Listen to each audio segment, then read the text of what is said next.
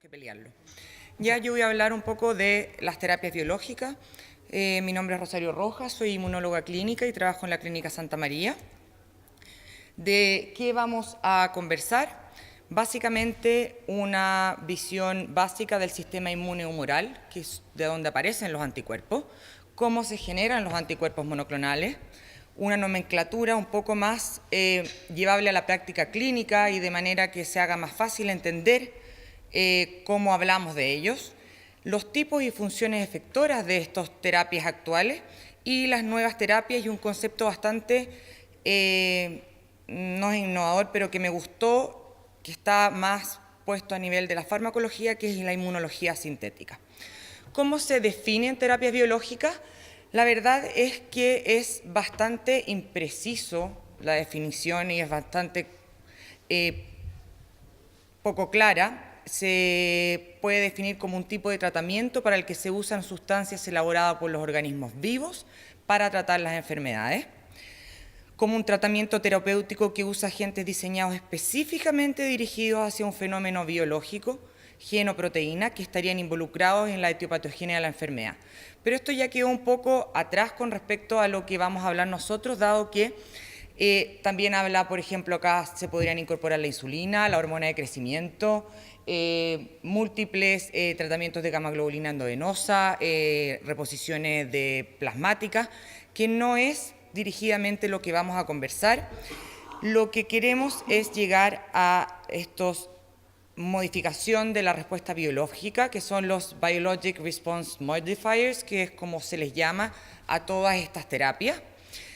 También hay gente que la llama inmunoterapia o bioterapia en la literatura, pero como hablamos, terapias biológicas es bastante amplio, incluye vacunas, componentes sanguíneos, células somáticas, anticuerpos como monoclonales, interleuquinas, factores estimuladores de colonias e incluso terapias génicas.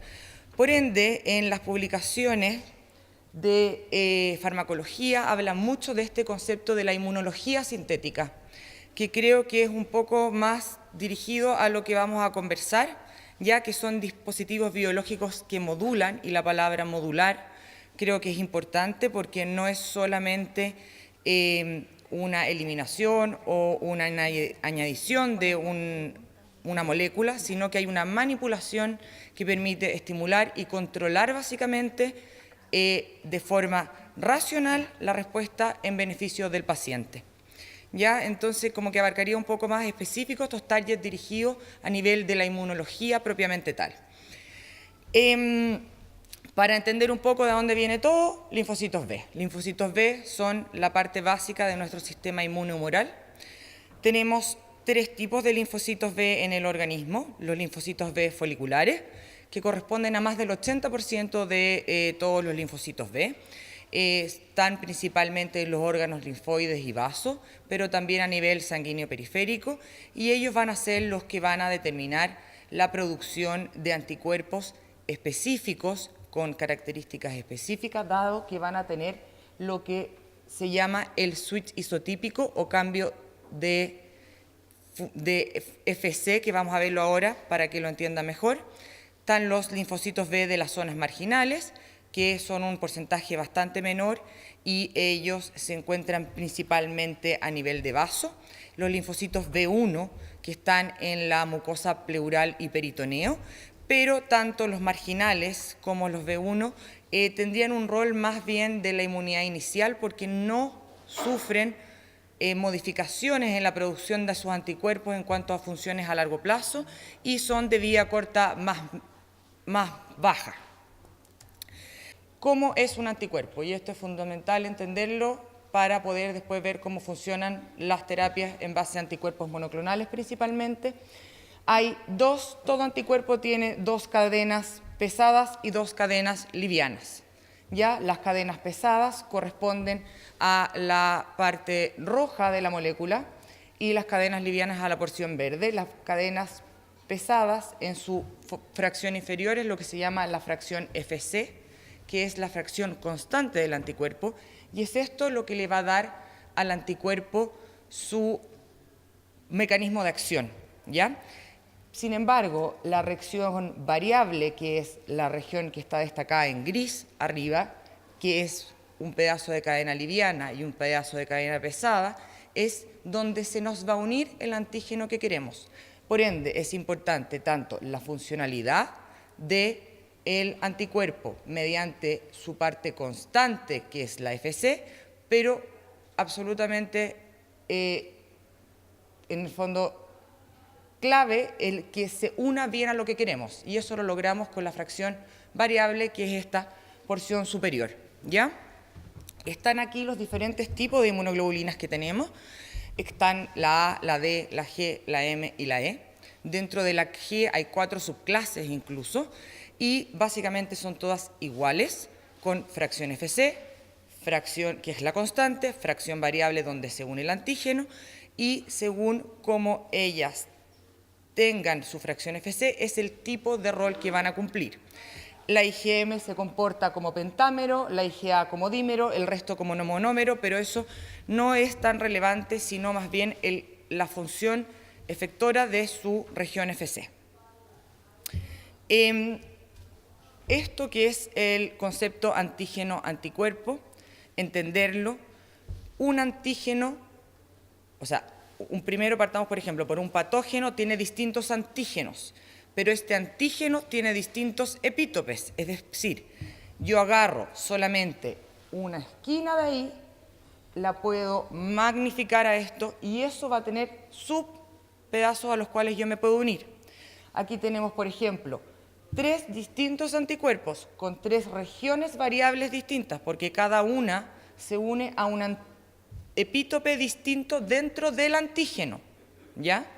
Pero las regiones constantes de los anticuerpos van a ser iguales a todos, o sea, la función de estos 3 anticuerpos es la misma, pero cada uno se une específicamente a una porción del antígeno con más o menor afinidad, ¿ya? Y nosotros lo que queremos lograr es llegar con la más alta afinidad al target terapéutico definido y que luego este anticuerpo cumpla su función efectora mediante su fracción constante. Aquí se ve un poco la diferenciación de los diferentes tipos de inmunoglobulina. Yo parto con mi linfocito B, que se activa mediante diferentes mecanismos y según el microambiente al cual se exponga, dependiendo del estímulo o el por qué está activándose, se puede mantener como IgM, que la función principal de la IgM es activar complemento, diferenciarse hacia IgG o alguna de sus subclases, que la principal función de la IgG es opsonización, fagocitosis, inmunidad neonatal, entre muchas otras.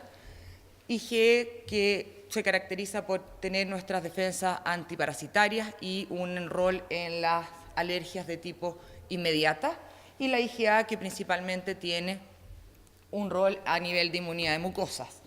Este cambio de este linfocito B que tenía una IgM, que es lo basal, hacia estos tipos de inmunoglobulinas es lo que se llama el switch de isotipo, ¿ya? Entonces también vamos a ver en distintas modalidades que se están buscando poder elegir el subtipo de anticuerpo que más va a ser beneficioso según su porción FC para tal tratamiento. De nuevo, destacar esta diapositiva para recordar la fracción constante del anticuerpo, la fracción variable. La variable es la que se une al epítope que yo quiero específicamente y la fracción constante es lo que me va a dar más bien los efectos que yo quisiera generar. Funciones efectoras de los anticuerpos. ¿Qué hace un anticuerpo? Un anticuerpo neutraliza toxinas y microbios directamente, genera opsonización y fagocitosis de los microbios, dado que se une a través de su porción FC a los receptores de los fagocitos, genera citotoxicidad dependiente de anticuerpos, un mecanismo muy importante, sobre todo a nivel antitumoral, ¿ya? En donde se identifican antígenos en las paredes celulares que son nocivos o erróneos por el anticuerpo y él es capaz de unirse a una célula NK y de esta manera destruir el antígeno o el patógeno o la célula tumoral. Y luego a nivel de cascada de complemento, o sea, yo activo mediante los anticuerpos del complemento y puedo generar ya sea inflamación, complejo ataque membrana para destruir la célula target que quisiera, o si no, generar también una fagocitosis. Y son a estos niveles donde nosotros vamos a actuar con nuestras terapias nuevas. Entonces ahora sí de lleno entrar en qué es un anticuerpo monoclonal. Un anticuerpo monoclonal es un anticuerpo homogéneo producido por una célula híbrida producto de la fusión de un clon de un linfocito B, descendiente de una célula madre única y una célula plasmática tumoral. ¿Ya?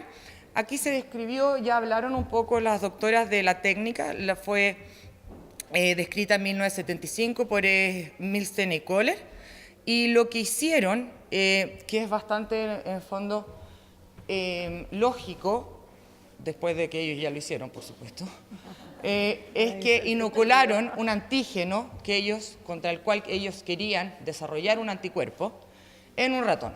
A este ratón le sacaron el vaso y este vaso lo sacaron las células linfocitos B, que en teoría ya habían montado anticuerpos contra diferentes porciones de este antígeno, o sea, contra diferentes epítopes, y estos los juntaron con células de mieloma tumorales, que la gracia que tenían es que tenían una aberración que no podían crecer en un medio que es el medio HAT, que lo que tiene es una tiamidina, midina, que en el fondo es un medio de cultivo en donde ellas no sobrevivirían.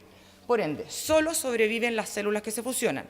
¿Por qué? Porque por un tema de vía media, los linfocitos B que no se fusionaron, se murieron. Los hibridomas, o sea, las células de mieloma solas que no se fusionaron y no pueden vivir en este medio, no viven y quedan como sobrevivientes solamente las fusionadas, es decir, las que tienen una vía media infinita porque son mielomas tumorales y a su vez productoras de anticuerpos porque vienen de un linfocito B que además tiene el anticuerpo específico hacia el antígeno que yo inoculé. ¿Ya? Eso se separa, las células que yo quiero, y luego se hace separación por anticuerpo específico de cada linfocito B, esos son mediante técnicas de ELISA bastante sencillas, y se replica, ¿ya? Y así yo genero el mismo anticuerpo en grandes concentraciones para poder ocuparlo. El tema es que tenían alto contenido de concentraciones de proteínas murinas. Por ende, empezaron a aparecer también los efectos adversos. Y es aquí donde empiezan los nuevos desarrollos de la biotecnología para ir humanizando estos anticuerpos. Ya tenemos los anticuerpos murinos propiamente tales, luego vienen los quiméricos, que en el fondo tienen hasta un 30% de proteínas murinas, los humanizados donde hay menos de un 5% de proteínas murinas y los propiamente humanos. ¿Cómo hemos hecho para que esto vaya mejorando y de cierta manera irlos humanizando? Ya una de las tecnologías es esto que son los xenomouse, que en el fondo lo que se hace es que se manipula a nivel de células embrionarias del ratón y se incorporan, se bloquean los LOCHI de las cadenas variables de los CDR, que en el fondo es donde se va a unir el antígeno en el anticuerpo del ratón y se ponen humanos. Se juntan y se dejan estos ratones transgénicos que en el fondo producen anticuerpos con regiones variables humanas. ¿Ya?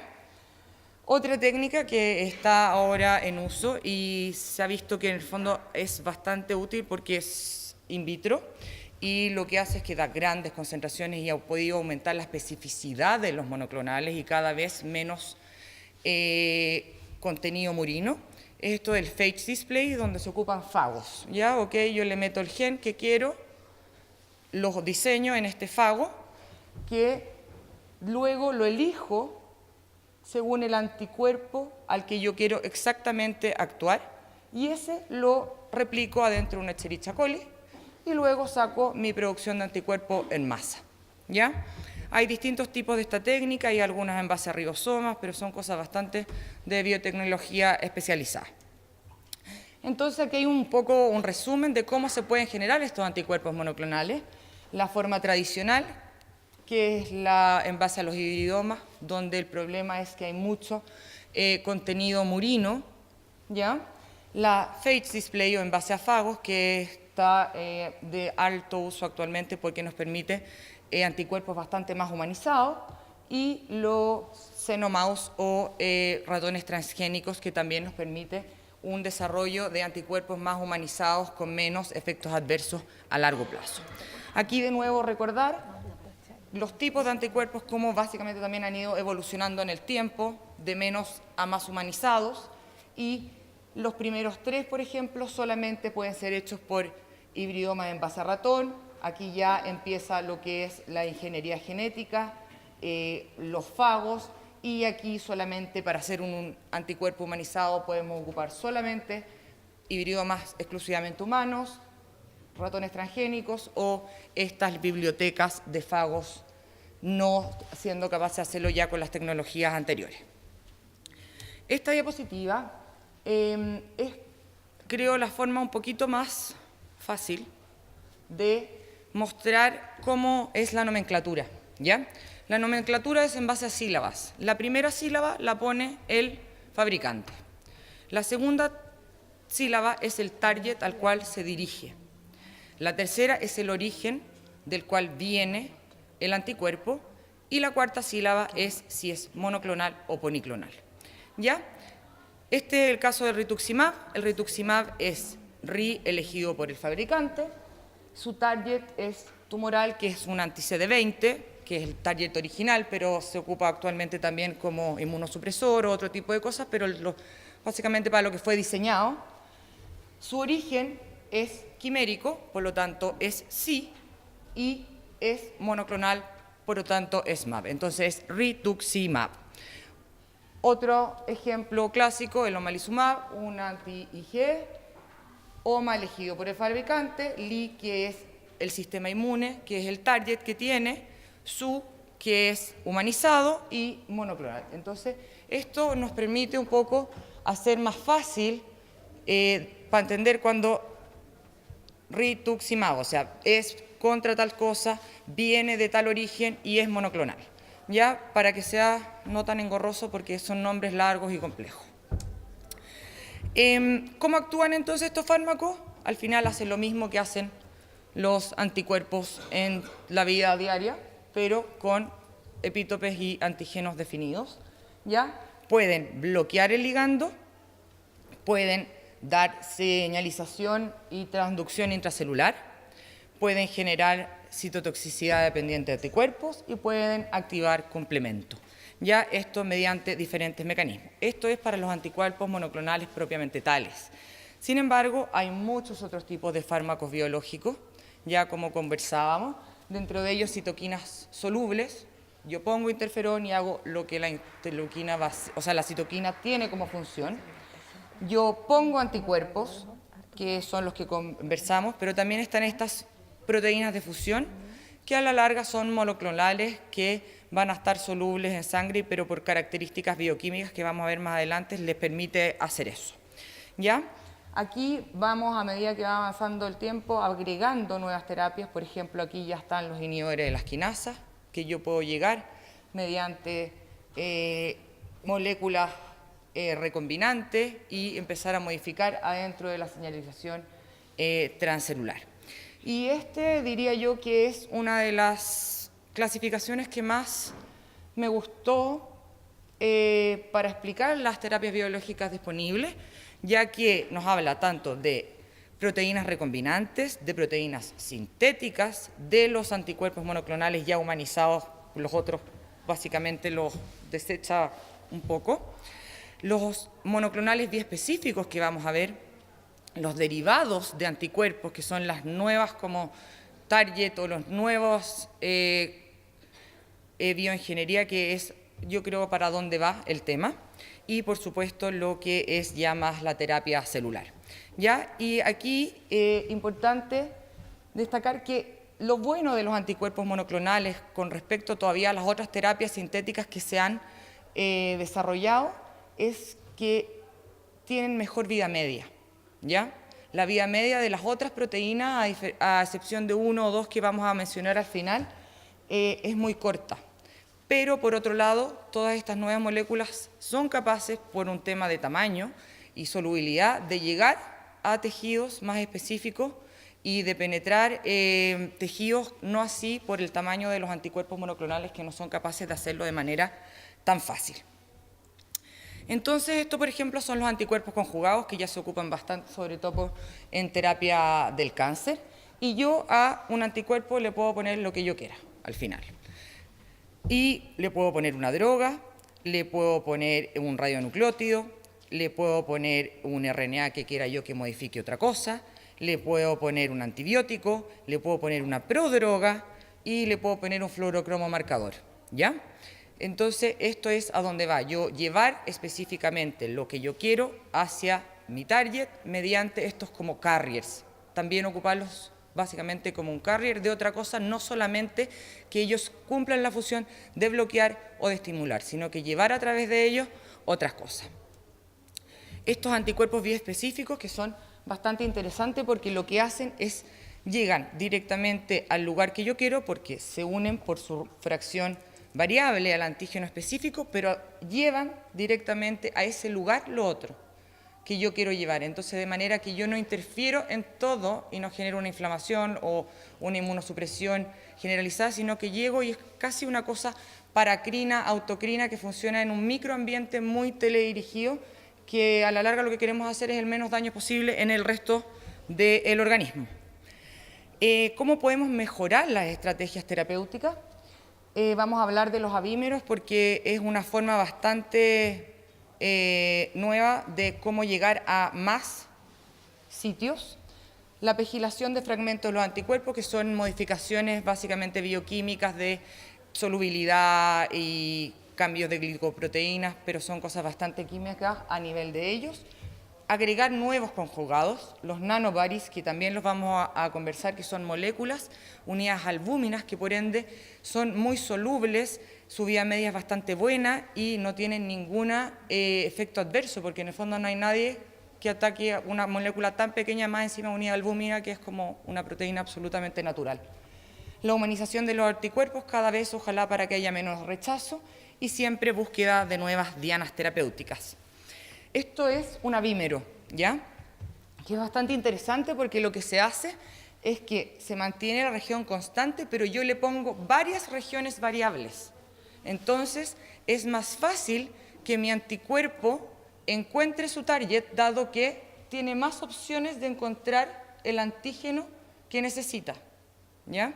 Entonces, es de cierta manera menos específico porque no es solamente un antígeno, pero tiene más posibilidades de llegar a lo que yo quiero puntualmente, ¿ya?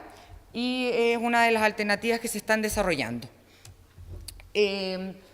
Estrategias de la mejora de la afinidad de los anticuerpos. Aquí va la glicoingeniería, de lo cual la verdad desconozco mucho, pero es manejar las solubilidades, cargas, todo lo que va con el tema un poco más molecular de los anticuerpos y las bibliotecas sintéticas, que esto sí que es importante porque lo que hay que hacer es, mientras yo más identificado tengo el antígeno con mayor precisión, voy a ser capaz de generar un mejor anticuerpo monoclonal más específico con una unión aún más teledirigida, ¿ya?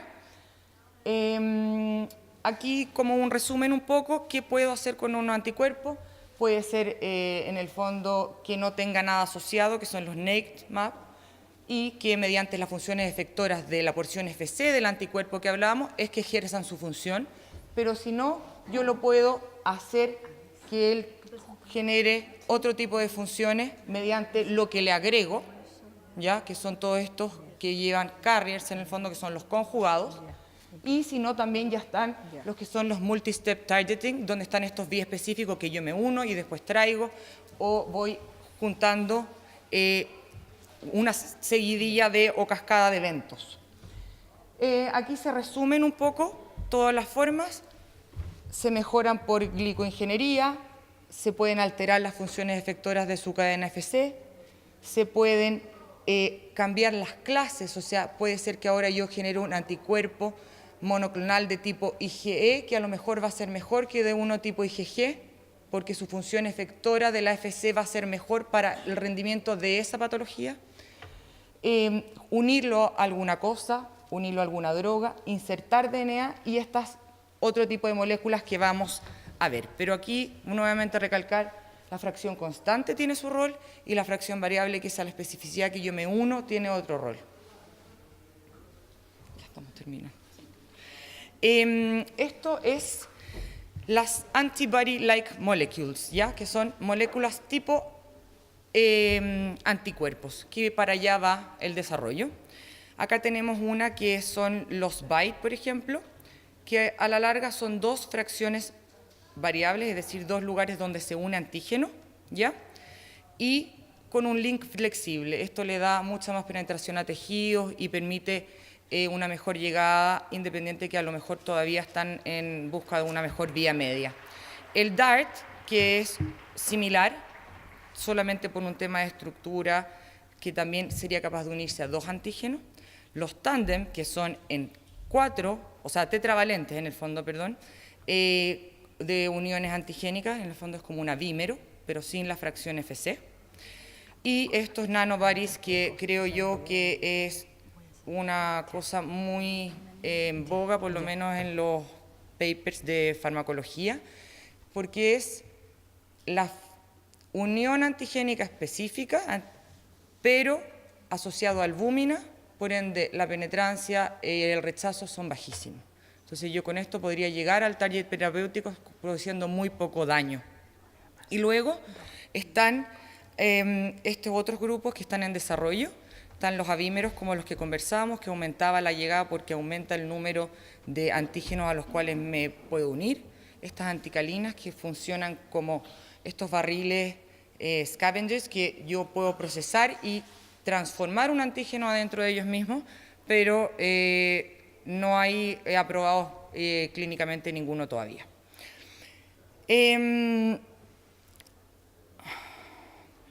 Aquí, en esta diapositiva, podemos ver que ya hay estudios de tanto TAND, BITEs, DARTs, que son estas molecule-like antibodies, que están en desarrollo para distintos tipos de patología, linfoma no Hodgkin, tumores sólidos, cáncer de próstata, cáncer colorectal, etc. Y van en, cada uno están, pero para allá va en el fondo cambio de moléculas similares a los anticuerpos con menos rechazo, es donde va la terapia biológica actualmente. Y destacar esto un poco, que es la terapia celular, ¿ya? Que es, hay varios tipos, pero destacar esto que es el Surface Engineering, en donde yo manipulo la superficie celular de manera que, por ejemplo, aquí le ponen una cosa que es el palmitolato o cambian los grupos tioles, y lo que hacen es que al manipular esto, las células están más susceptibles